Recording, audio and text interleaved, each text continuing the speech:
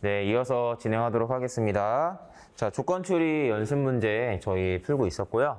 몇 문제만 조금 더 풀고 바로 뒤로 넘어가 보도록 할 거예요.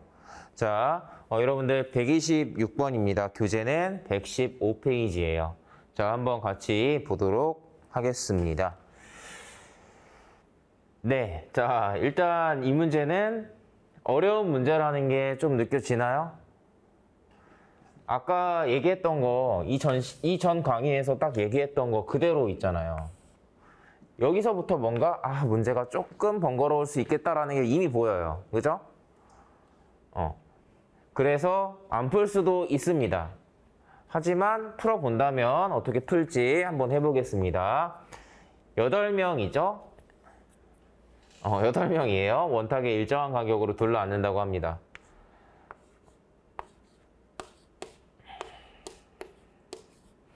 자, 제가 이렇게 번호로 이렇게 체크하는데, 까먹으셨을까봐 늘 이렇게 반시계 방향으로 이렇게 쓰고 있는 거예요. 그래야지 A의 왼쪽, 오른쪽이 정확하게 여기에, 보여지거든요. 자, 이렇게 하고 있는 거고, 그리고 여러분들은 평상시엔 안 쓰지만, 이런 것들. 1의 왼쪽은 8이고, 8의 오른쪽은 1이다. 이렇게 돌고 도는 거다. 그런 거 기억하셔야죠. 자, 그러니까 얘네는 자리의 번호를 말하는 거지, 자리의 번호를 말하는 거지, 뭔가 어떤 순서에 있을 때 첫 번째 순서, 두 번째 순서라는 의미는 아닌 거 알고 계시죠? 자, 해볼게요. 과장은 A와 마주보고 있고, F의 오른쪽에 앉아있대요. 그러면, 여기에 사람 쓸 거고요. 얘네들의 직급을 쓰겠습니다. 자, 그러면 과장은 A랑 마주보고 있다. 그럼 대충 여기다 쓸게요. 얘가 만약에 과장이라고 하면 A는 여기겠죠? 그럼 A가 6번일 테니까 여기가 A고, 자, F의 오른쪽에 앉아있다고 했으니까 여기가 F일 거예요. 좀 너무 멀리 떨어져 있는 애들이라서 제가 일부러 요거 위에다가 써서 대충 간격을 눈에 보이게 이렇게 한 거예요. 얘가 뭐 여기에 들어간다 그런 의미는 아니고요. 자, 그 다음에 대리는 이웃한다. 그럼 어딘가에 위에다 쓸까요? 대리랑 대리는 이렇게 같이 들어간다. 이렇게 해놓을게요. 자, 그 다음에 B의 왼쪽에는 대리가, 오른쪽에는 주임이. 여기서 조금 주의하셔야 되는 게 B의 왼쪽에 대리니까 방금 대리에 대한 정보를 썼으면 이 근처에다 정리하는 게 좋아요. 나중에 같이 봐야 되니까. 근데 B가 이 자리일 수도 있고 이 자리일 수도 있는 거예요. 그쵸? 그걸 모르기 때문에 같이 쓸 수는 없어요. 옆에다가 그냥 B가 있는데요. 왼쪽은 대리, 왼쪽은 대리, 오른쪽은 주임이다. 뭐 이런 식으로. 이거 하나 안 쓴 거 있네? 이거 안 썼죠? 하나. 대리가 둘, 주임 셋. 이것만 기억하면 되죠? 하나씩 들어가는 건 사실 크게 중요하진 않으니까. 자, 이렇게 보고요. 어쨌든 얘가 이 둘 중에 하나일 거예요. 자, 그 다음에 요거. C의 양옆 사람의 직급이 서로 같고 대리랑 마주보고 있다. 자, 그러면 대리가 둘이니까 C의 양옆에 있는 사람이 대리가 아니란 말이에요. C의 양옆에 있는 사람이 주임이겠죠? 요거 지금 보고 있는데 대리가 둘인데 대리랑은 마주보고 있어요. 그러면 C 양옆 사람, 요 사람은 주임이란 뜻이에요. 그러니까 C가 어딘가에 들어간다면 C의 양옆 사람들은 주임이라는 거죠. 요렇게. 자, 좀 애매해요. 너무 크게 떨어져 있습니다. 그러니까 헷갈리면 안 되겠죠? 왜냐면 지금 어떻게 보면은 이렇게 지금 제가 조건들을 정리할 때 이렇게 좀 나뉘어 있는 거예요, 얘네들이. 그쵸? 얘네가 한 세트고 한 세트고 한 세트니까 헷갈리면 안 될 것 같아요. 그 다음에 D는 차장이고 E의 오른쪽. 이런 정보가 좀 나와주면 고맙죠, 그나마.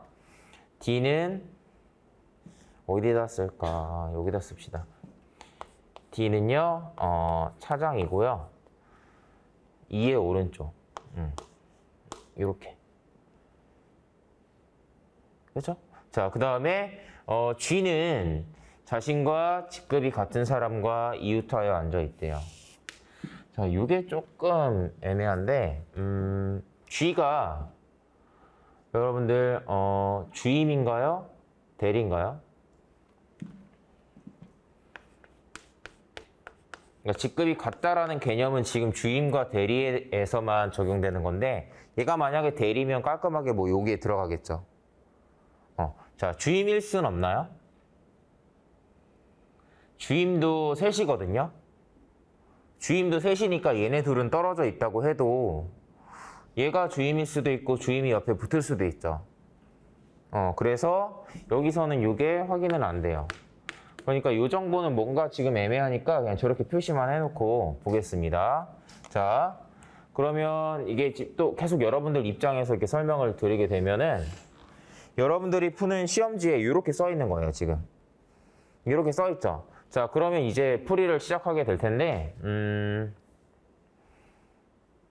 자, 해보겠습니다. 자, 이런 문제 풀 때 어떤 식으로 접근하는 게 좋을까요?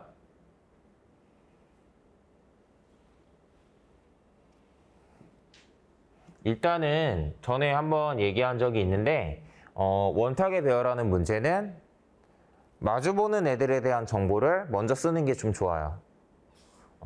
그 얘기를 한 적이 있죠. 그러니까 이거를 저는 먼저 정리할 거예요.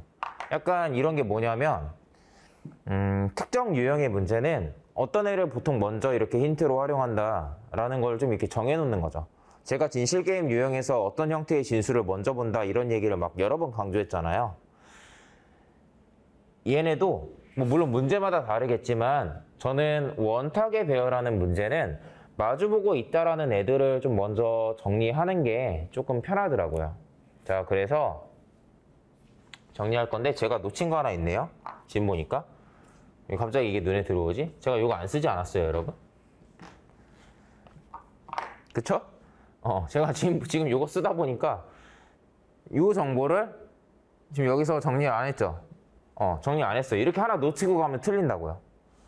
이거 이렇게 하나 놓치면 그냥 틀려버려요. 그래서 저는 지금은 제가 설명하느라고 막 이렇게 왔다 갔다 하면서 하기가 애매해서 뭐 이렇게 했지만 실제 시험에서는 이거 하나씩 진짜 쓰면서 이렇게 지우면서 다 이렇게 표시하면서 해요. 지금도 이거 별거 아닌데 제가 놓쳐가지고 어떻게 보면 큰일 날 뻔했어요. 이거 한참 풀고 왜 안 되지? 막 이럴 뻔했는데 이런 거 하나 놓치면 안 됩니다. 차장은 부장이랑 마주보고 있고 주임 사이에 앉아 있다. 자, 그러면 이게 뭔가 순서상 저게 먼저 정리가 되는 건데 결국엔 얘랑 같이 쓰였겠죠? 차장에 대한 정보가 나왔으니까. 그러면 요렇게 할게요. 여기가 부장이고요. 그 다음에 주임 사이에 앉아있다. 얘가 주임이고 여기도 주임이네요. 자, 그러면 여기서 이게 보이네요. 여러분들 이걸 저희가 먼저 잘 체크했다면 이 마지막 게 좀 확인이 됐을 것 같아요. 왜냐면 일단 C가 이 자리가 아니죠. 이 자리가 아니라는 거는 얘가 이렇게 오른쪽에 붙거나 이 왼쪽에 붙는다는 뜻인데 그 얘기는 주임은 어쨌든 한 칸씩 한 칸씩 한 칸씩 이렇게 떨어져서 들어간다는 뜻이에요. 주임들은 같이 앉을 수 없다는 얘기예요, 제 말은. 그러니까 G가 대리라는 게 이렇게 나오는 거죠. 이해되시죠? 자, 그러면 지금 안 썼지만 여기 주임 이렇게 들어가야 돼요. 주임이 아까 얘기했지만 주임은 이렇게 들어가거나 이렇게 낄 수밖에 없으니까 주임 이렇게 한 칸씩 띄고 들어간다고 했잖아요. 그게 여기에도 이렇게 주임이 한번 나오니까 같이 생각을 해야겠죠? 자, 마저 정리할게요. 얘부터 정리하는 게 더 좋았겠네요. 이유는 마주보고 있다라는 애들에 대한 정보가 있으면서도 더 많은 게 나와 있죠. 그래서 얘를 기준으로 푸는 게 맞았을 거예요. 그래서 아까 이거 잘못 체크했지만 이거 기준으로 푼다고 하면 해볼게요. 뭐 보통 그냥 이런 애들을 저는 1번에다 끼워 넣지 않고 뭐 2번에다 끼워 놔요, 보통은. 뭐 물론 모릅니다. 어떻게 정리될지 모르지만 2의 왼쪽에 누가 들어갈지에 대한 정보가 나올 수도 있으니까 너무 끝에다 붙여놓지는 않는 편이에요. 근데 이건 크게 중요하진 않습니다. 헷갈리지만 않으면 되니까.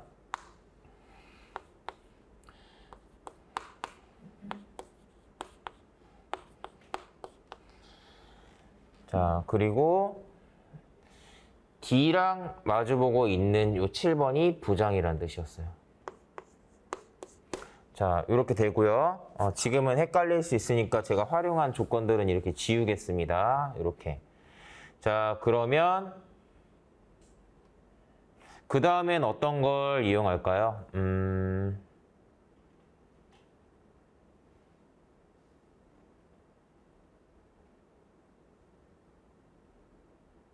그 다음에는 이 주임이나 대리에 대한 거 이용하는 게 좀 편할 것 같은데요. 그래서 경우의 수가 두 개가 있는 것 같아요. 뭐냐면 대리 둘이 같이 들어갈 수 있는 자리가 여기 아니면 여기예요.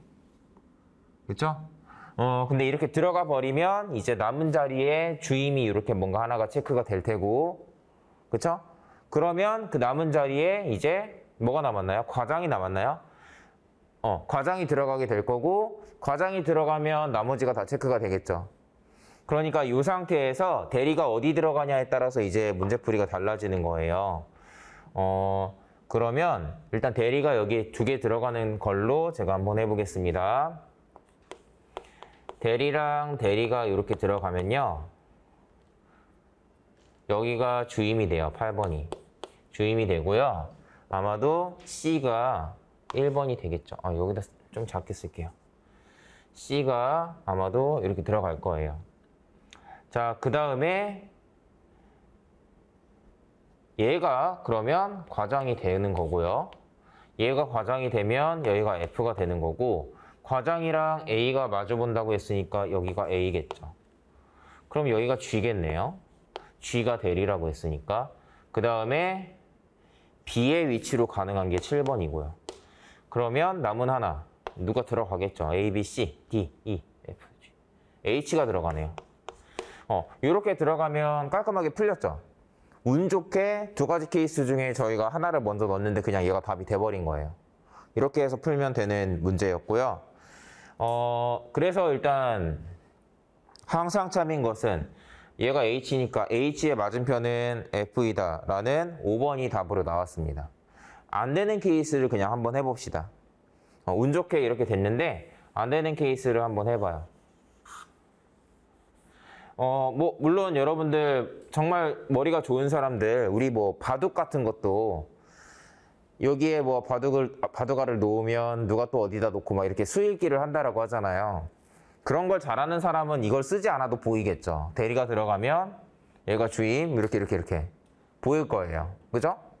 근데 저는 그 정도는 안 돼요. 저는 그런 수익 할 능력이 없기 때문에 대입합니다.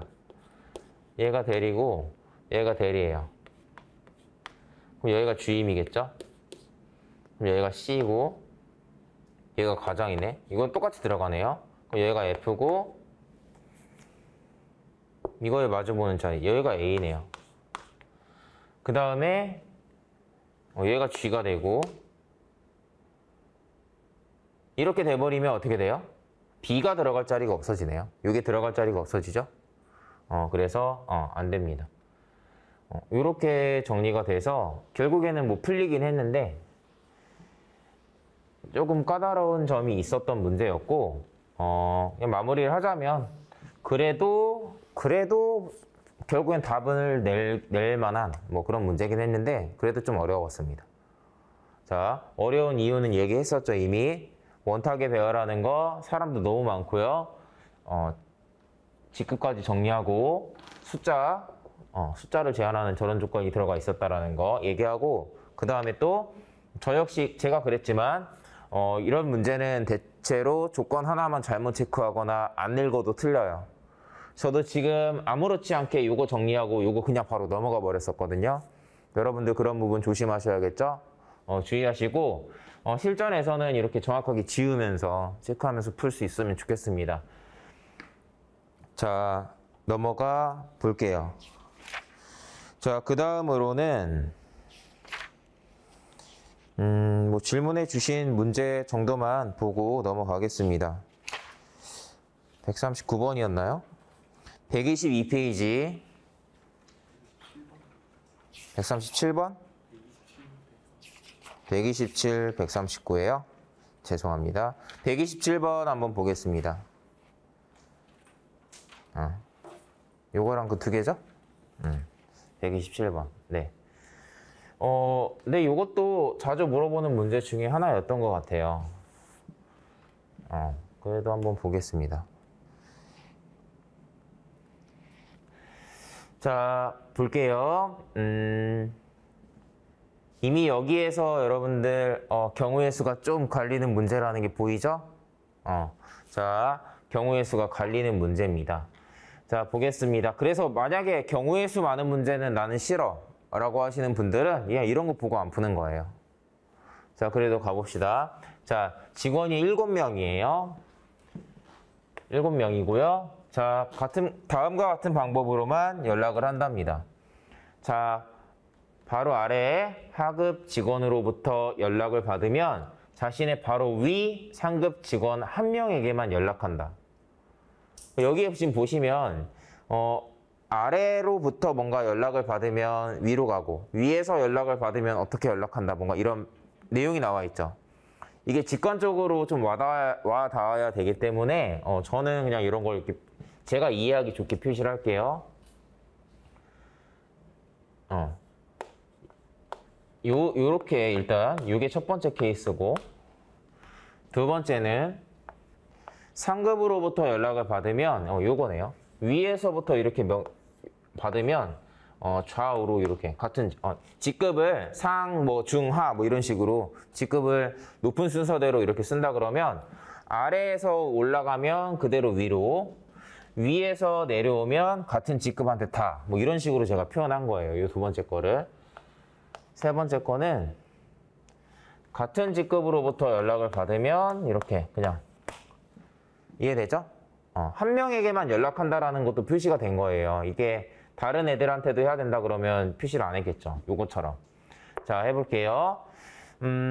직급이라는 게 순서가 어쨌든 있을 거예요. 직급이라는 게. 직급이라는 게 순서가 있을 텐데 직급이 높다라는 거를 아까도 얘기했지만 위쪽에다가 이렇게 쓸 겁니다. B는 D보다 직급이 한 등급 높대요. 그럼 B가 D보다는 어쨌든 한 직급 위에 있는 애예요. 자, B가 D에게 연락하자. D가 B에게 연락하자. B는 A에게만 연락했다. 위로 올라가는 거 이거밖에 없죠? 그러니까 이 위가 A라는 내용입니다. 이 두 번째 것까지. 자, 그 다음에 G가 C에게 연락하자. C는 B에게 연락했대요. B에게만. 자, 그럼 이런 케이스는 뭔가요? G가 C에게 연락하니까 C는 B한테만 연락을 했답니다. 이렇게 가능한 케이스가 일단 이런 부분 C가 만약에 제 말은 G가 C랑 같은 직급이어서 이렇게 연락이 갔을 수 있는 거죠. 아니면 G가 이 위에 등급인데 이렇게 이 가운데 등급인 애들이 둘밖에 없어가지고 이런 식으로 될 수도 있죠. 어쨌든 얘가 경우의 수가 갈려요. 지금 정확하게 안 보이죠? 안 보이는데 사실 선택지를 먼저 봤다면 여기에 그런 내용이 나와 있다는 게 보여요. 이해되시죠? 고민할 거 없어요. 같은 직급이거나 다른 직급인 경우니까 같은 직급일 수도 있고 다른 직급일 수도 있는 방금 같은 그런 케이스가 가능할 겁니다. 자, 그 다음에 C가 F에게 연락하자. F는 D와 E에게 연락했대요. 2명 이상에게 연락할 수 있는 케이스는 요거밖에 없거든요. 이해되시죠? 그러니까 C가 여기 딱 가운데 등급이라는 걸 여기서 알 수 있고 C 밑에 E가 있고 E랑 D 얘네는 같은 직급이라는 거죠. 같은 등급이라는 거죠. 직급인가요? 직급. 그러면 요거고 그냥 두 가지 케이스네요. G가 여기에 들어가거나 1번 G가 여기에 들어가거나 이렇게 옆에 들어가는 케이스 두 가지네요. 그죠? 그래서 답을 내면 옳지 않은 것은 이것도 선택지만 정답만 한번 확인해 보겠습니다. 정답이랑 오답 하나만 골라서 확인해 볼게요. 자, 4번, 5번 한번 볼까요? C랑 G가 다른 직급이고 그럼 여기가 G란 뜻이죠. 자, 그때 A가 B에게 연락하면 B는 C에게만 연락할 수 있다. 맞네요. 자, 그 다음에 요거 죄송합니다. 하나 안 썼네. F한테 연락을 한 건데 얘를 안 썼네요. 요렇게 개수가 안 맞아갖고 지금 한 번 더 봤어요. 요 마지막 거. C랑 G가 다른 직급이고 여기가 여기라는 거죠. D가 C한테 연락하면 C는 G한테만 A한테도 연락할 수 있죠. A한테도 연락할 수 있기 때문에 이게 옳지 않다라고 이렇게 확인이 되네요. 제 생각에는 이 문제는 일단 경우의 수가 많다라는 거랑 C랑 G에 대한 이런 내용이 나와 있었다라는 거 좀 미리 체크하고 풀 수 있었으면. 그리고 좀 이런 부분 결국에는 여기에 나와 있는 이 세 가지 요 조건이 제가 그림으로는 뭐 이렇게 표현했는데 이거를 뭔가 직관적으로 이해하고 있어야지 좀 쉽게 풀 수 있었을 것 같아요. 근데 얘는 어쨌든 이렇게 풀었지만 조금 특이한 유형입니다. 시험에 아주 자주 나오는 패턴의 문제는 아니기 때문에 기억을 해두시면 돼요. 이렇게 뭔가 새로운 뭔가 규칙 같은 거 주고서 푸는 문제는 흔히 나오는 문제는 아니에요. 자, 그 다음에 여러분들 139번인가요? 네, 보겠습니다. 요것도 질문하는 경우에 대체로 조건 하나 때문에 잘못 체크해서 질문해 주는 경우가 많아요. 뭐냐면 문제 한번 읽어보세요. 일단은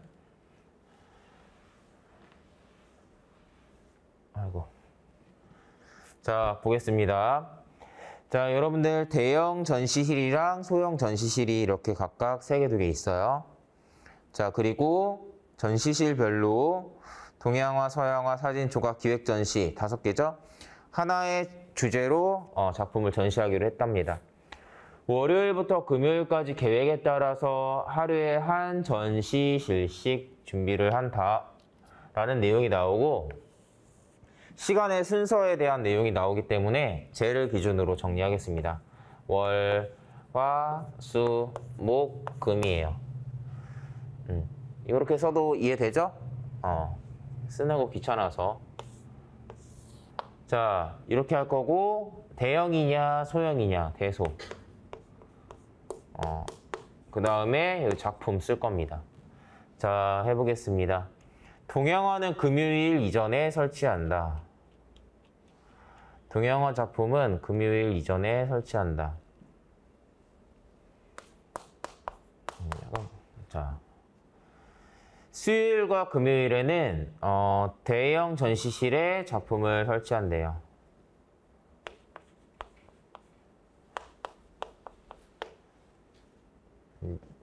이걸 왜 여기다 썼죠? 동양화가 아니다라고 써야죠. 자, 그 다음에 3번째. 조각 작품을 설치한 다음 날에 소형 전시실의 사진을. 조각 작품을 어딘가에 설치를 하면 다음 날, 그 다음 날에 소형 전시실의 사진을. 그러니까 뭔가 이런 형태로 들어가는 모양을 얘기해 주고 있는 거예요. 그 다음 마지막 거. 기획 전시를 설치한 다음 날에 비슷한 조건이죠. 기획 전시를 설치한 다음 날에 대형 전시실에 작품을 설치하는데요.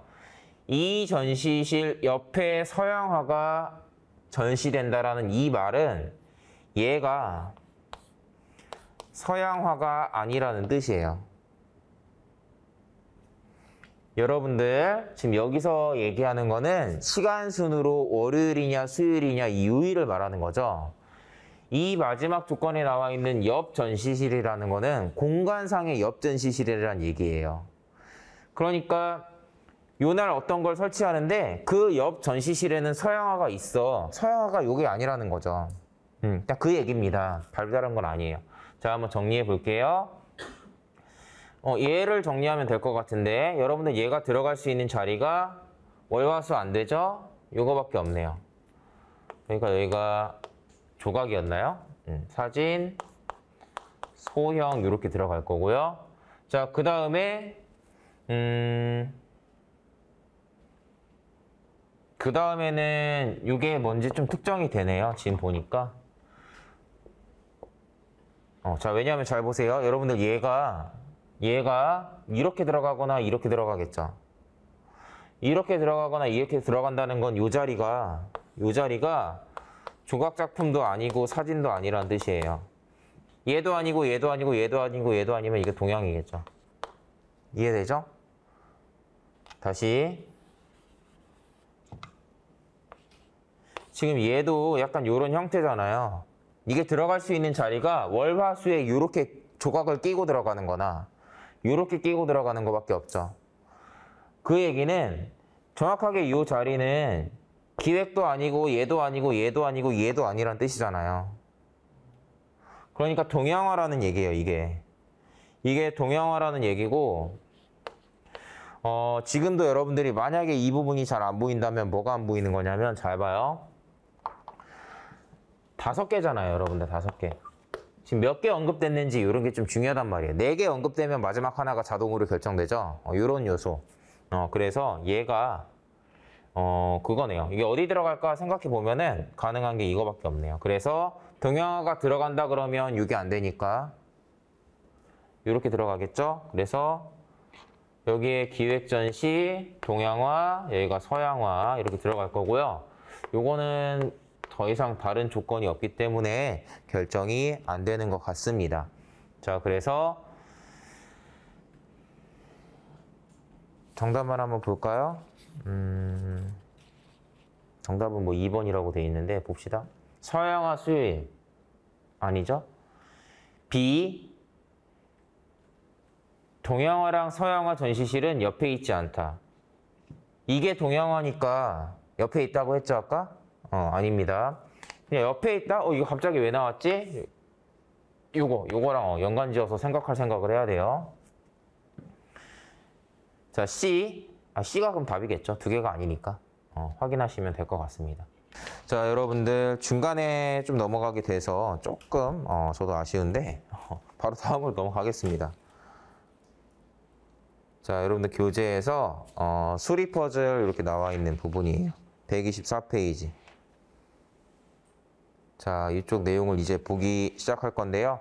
일단 조금 정리 먼저 할게요. 이어지는 부분이니까. 여러분들 조건 추리 문제 저희 풀었었죠? 이 조건 추리 문제가 제가 모든 문제를 다 여러분들이 풀고 빨리 풀어라 라고 이렇게 제가 요구하는 게 아니에요. 그런 걸 원하는 게 아닙니다. 풀만한 문제를 여러분들이 잘 풀었으면 좋겠어요. 다르게 얘기하면 조건 추리 문제 연습을 많이 안 한 분들은 풀만한 문제도 놓치는 경우가 많아요. 그러지 않아야 된다는 거고요. 자, 그래서 한번 그렇게 강조를 하고 넘어가도록 하겠습니다. 네, 조금만 정리하고 할게요.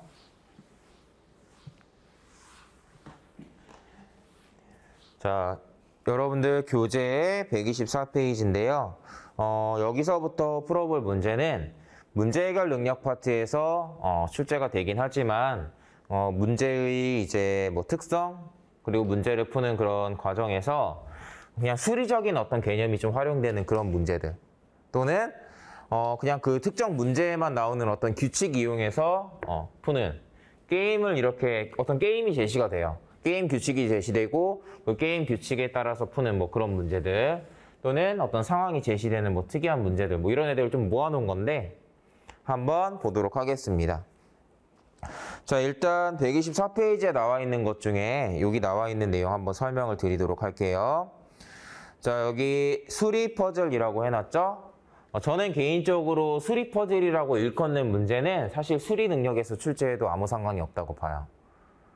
근데 보통 출제될 때 NCS라는 시험에서는 문제 해결 능력에서 종종 나오곤 합니다.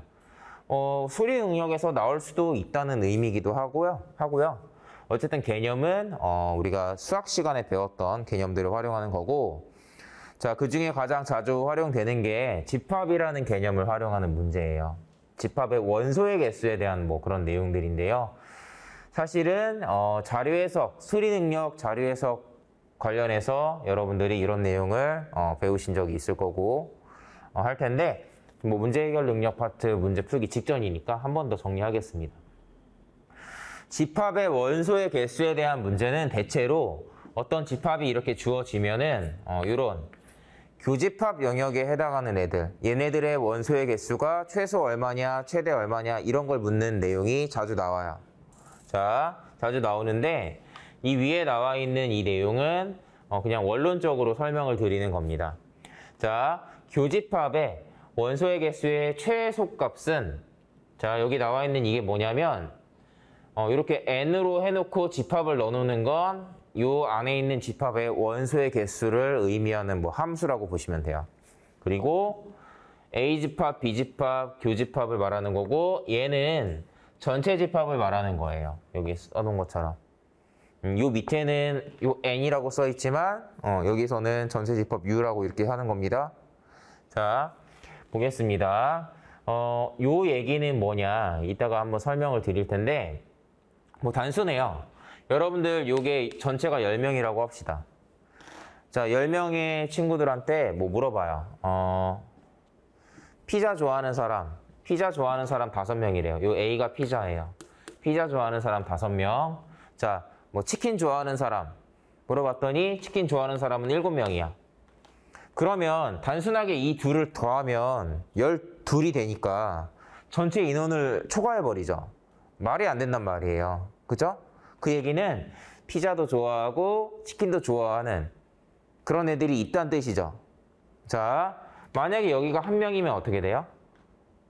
여기가 6이고 여기가 4명이란 뜻이거든요. 그림은 이해되나요?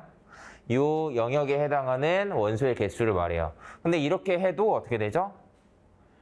11명이 되니까 여전히 말이 안 되죠. 이런 것처럼 이 교집합에 해당하는 애들이 몇 명 이상 있어야 되는지에 대한 개념이라는 게 결국엔 뭐로 연결이 돼요?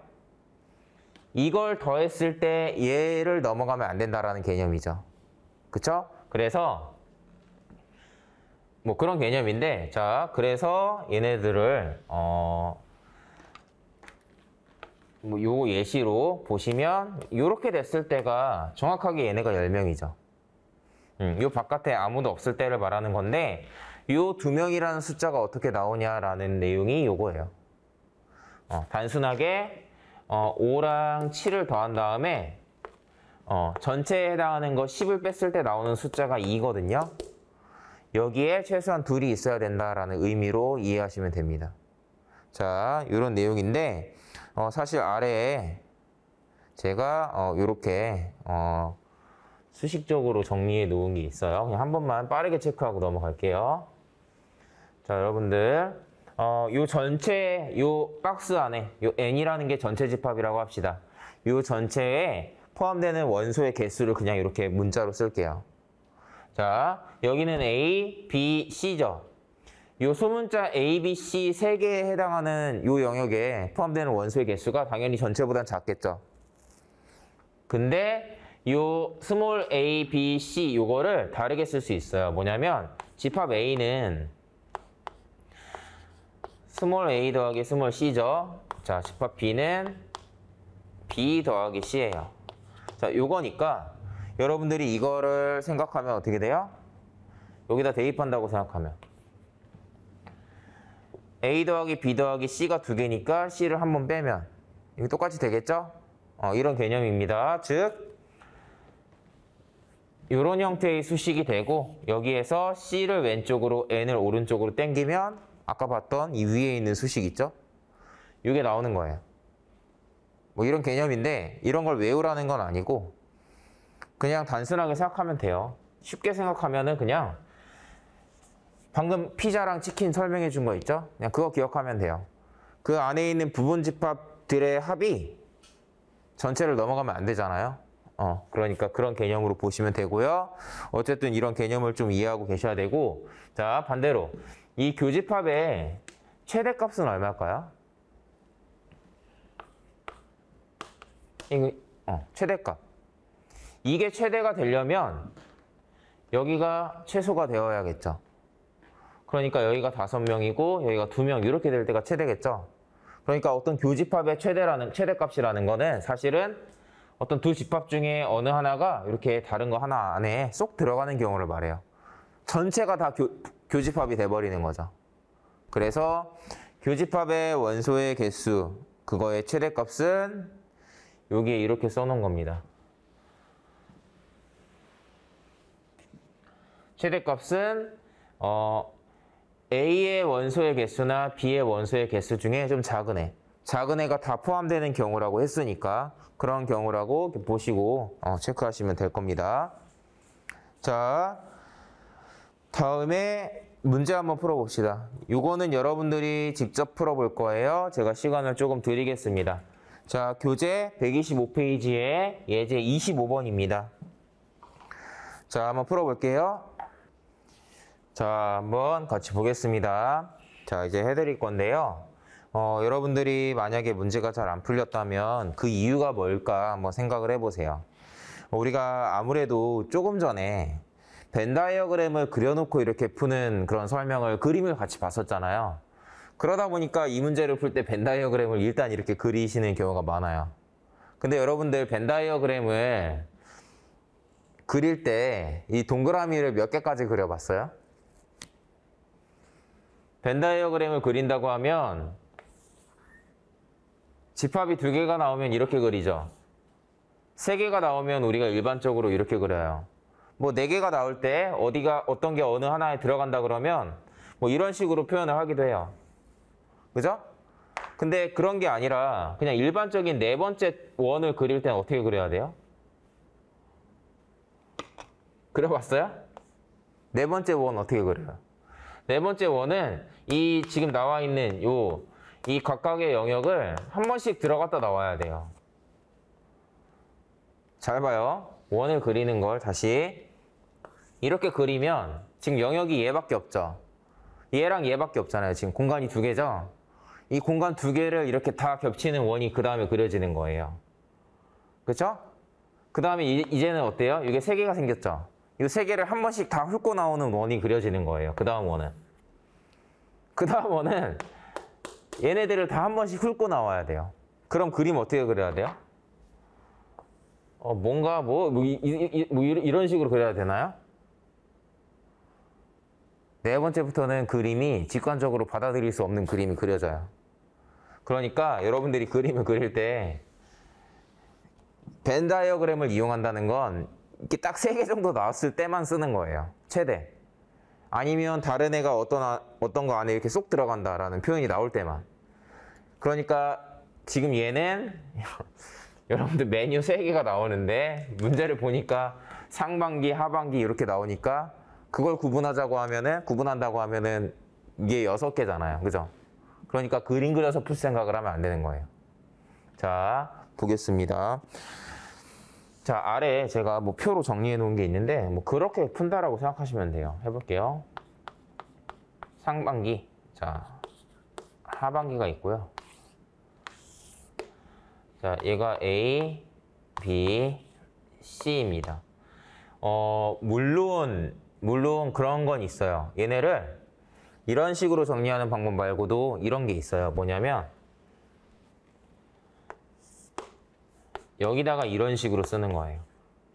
이렇게 쓰면 뭐냐면 여기가 상반기고 여기가 하반기라고 하면은 상반기에 A를 선택한 애들이 하반기에도 A를 선택했다라는 게 여기예요. 상반기에 A를 선택한 애가 하반기에 B를 선택하면 여기죠. 이렇게 정리를 할 수도 있어요. 제가 아래 해설에는 그렇게는 안 했어요. 이렇게만 표시를 했죠. 잘 안 보이나요? 이렇게만 표시를 했거든요. 이렇게 풀어도 되는데 여러분들이 정확하게 정말 상반기에 A를 선택한 애가 하반기에 뭐를 선택했는지를 정확하게 다 보고 싶으면 사실 이런 형태의 표가 나오는 거예요. 그러면 그냥 얘기 나온 김에 아래 나와 있는 예제 해설과는 달리 방금 그 표로 한번 풀어볼까요? 그냥 한번 해봅시다. 그냥 자, 뭐 이렇게까지 할 필요는 없는데. 자, 보겠습니다. 여기가 A, B, C 쓰고요. 이게 하반기예요. 이게 상반기겠죠? 아유.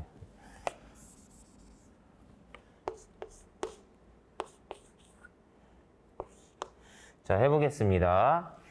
자, 이렇게 저도 안 풀어봤기 때문에 잘 풀릴지 모르겠어요. 한번 해볼게요. 200명의 직원이에요. 일단 전체가 200명입니다. 자, 200명이고요. 자, 가장 선호하는 메뉴를 골랐답니다. 아무것도 고르지 않은 애가 없었대요. 이게 있으면 문제풀이가 되게 이상해지죠. 자, 모두 A를 선호한다고 응답한 사람은 50명이래요. 이게 이런 식으로 표현이 되는 거예요. 그 다음에 하반기에만 A를 선택한 사람은 15명이었답니다. 이게 무슨 뜻이죠?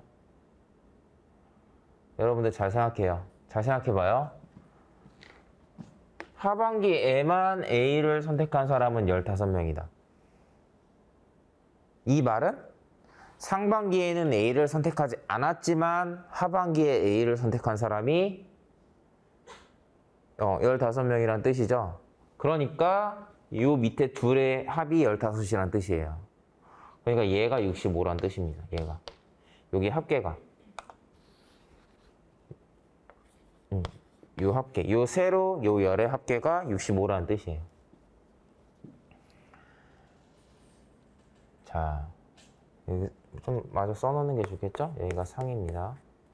자, 그 다음 하반기의 선호도 조사 결과 A, B, C를 선호한다고 응답한 사람 수는 각각 75, 80, 40명이래요. 그러니까 가로로 여기가 75, 여기가 80, 여기가 45이다라는 뜻입니다.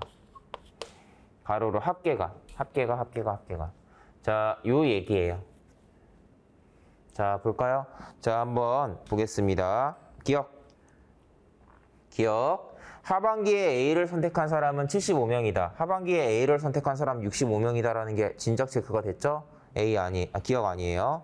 니은 하반기에 C를 선택한 사람이 50명이라면 요 말은 얘가 50이라면 이란 뜻이에요. 이해되나요? 그러면 이게 뭐죠? 115니까 여기가 85가 되는 거예요.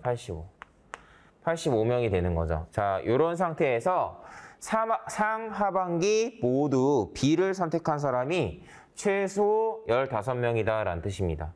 그러니까 이게 최소 15명 이상이다 라는 의미예요. 이해돼요? 이런 겁니다. 자, 맞나요? 하반기에 C를 선택한 사람이 50명이라면 상하반기 모두 B를 선택한 사람, 여기를 말하는 거죠. 이게 최소 15명 이상이다 라는 의미고 여기는 그러면 아까 얘기한 대로 뭐 50명 되겠죠. 네, 이 의미예요. 자, 이거 어떻게 풀어야 될까요?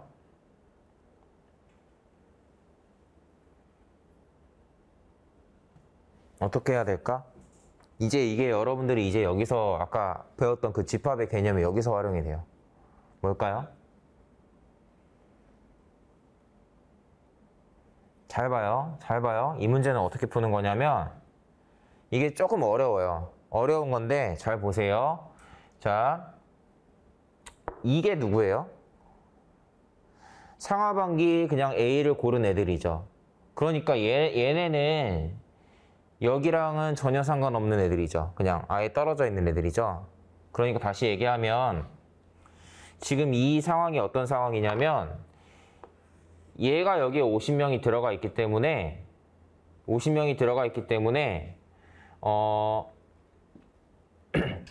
집합을 굳이 그림으로 그리면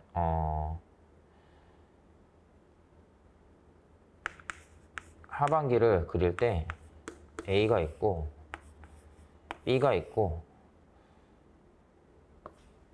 이렇게 그리지 말고 좀 다르게 그릴게요. 이렇게 그리면 또 애매해지죠? 어떻게 할 거냐면 이렇게 할게요. 상반기에 B를 고른 애들에 대한 집합이 이렇게 있고요. 하반기에 B를 고른 애들에 대한 집합이 이렇게 있죠. 이렇게 있는데 이 하반기에 B를 고른 얘네들이 이게 85명이라는 뜻이고 이게 80명이라는 뜻이에요. 그렇죠? 자, 그러면 우리가 이 교집합의 원소의 개수 할 때 어떤 식으로 했었어요? 전체 집합에서 요 둘을 더한 값에서 전체 집합을 이렇게 빼줬죠. 근데 여기서 그 전체 집합이 200명이 아니란 뜻이에요. 왜? 왜 그래요? 얘네. 무슨 말이냐면 이렇게 할 수 있는 그 애들이 있잖아요. 그죠? 근데 요 상하반기에 둘 다 A를 고른 애들은 그냥 여기에 포함되지 않는 개념인 거예요. 이 말 이해돼요?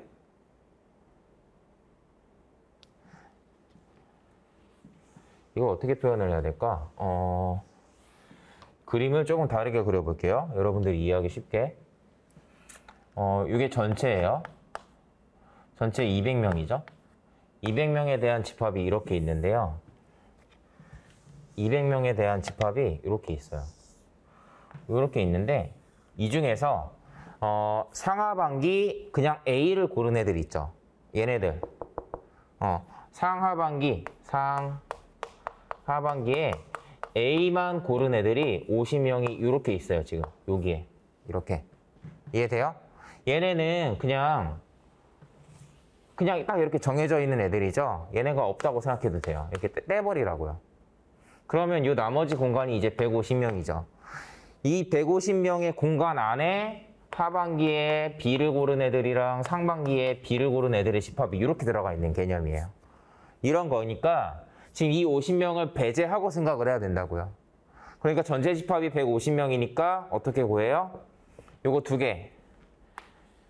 85랑 80을 더한 다음에 전체 집합 여기에서는 요 부분이죠. 이거를 빼서 나오는 결과가 15죠. 그렇죠? 그래서 이게 15명 이상이다라고 이렇게 계산이 되는 건데 여러분들이 지금 헷갈리는 이유는 집합의 개수가 너무 많아지기 때문에 헷갈리는 거예요. 그렇죠? 그래서 이렇게 풀었을 때 여러분들 어떤 식으로 이거를 이렇게 확인하게 되는지 뭐 그런 부분을 지금 못 보셨지만 다르게 풀어보면은 뭐 이런 거예요. 여러분들이 다르게 만약에 푼다라고 하면은 좀 이렇게도 해볼 수 있을 것 같아요. 자, 니은.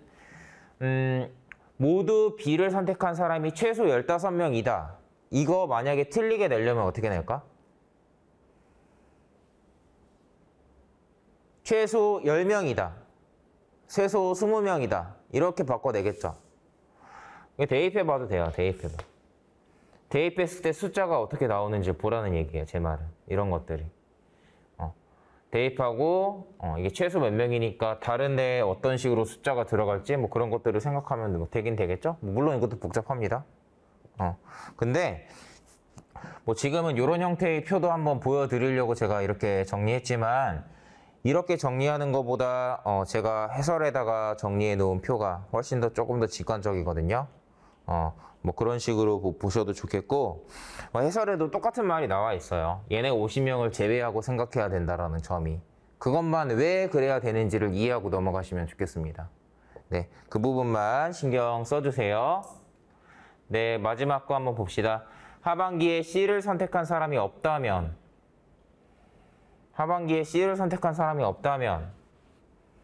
그럴 수가 있나? 자, 그러면 여기가 135명이겠죠? 자, 이렇게 되고 자, 하반기에 B를 선택한 사람 중에서 상반기에 C를 선택한 사람은 적어도 30명이다.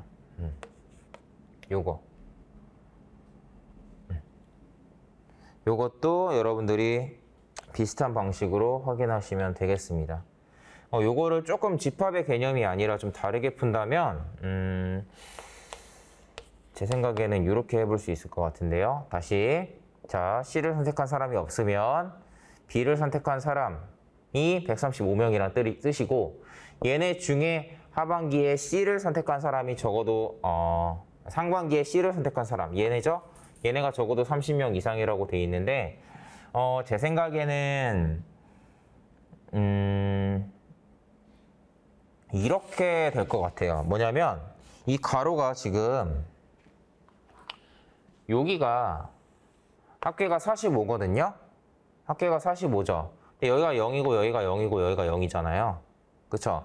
그러면 얘가 최소 얼마라는 건 이게 최대 얼마냐라는 걸로 결정이 되는 거예요. 그쵸?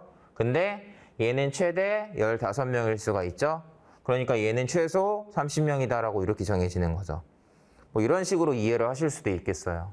여러분들이. 네. 그래서 C는 이런 느낌으로 뭐 보실 수 있는 건데 사실은 조금 어려운 문제였고 여러분들이 어쨌든 집합의 개념을 활용한다면 좀 이런 문제도 있겠다 정도로 보시면 됩니다. 자, 여기까지 일단 설명드리고요. 저희 좀 쉬었다 하겠습니다. 네, 쉬었다 갈게요.